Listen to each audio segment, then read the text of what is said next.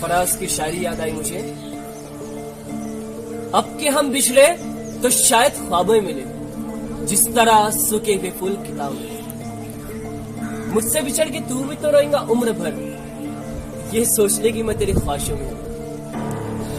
जो जहर पी चुका हो तुम ही ने मुझे दी, अब तुम तो जिंदगी दुआएं मुझे ना दो। मैं क्या करूं मेरे कातिल, न चाहने पर भी तेरे लिए मेरे दिल से दुआ निकलती है। दिल का दुख जाना तो दिल का मसला है, मगर उस पर हंस देना हमारे हाथ पर अच्छा है। हर तरह की बेसरो सामानियों के बावजूद आज जो आया तो मुझको अपना घर अच्छा लगा।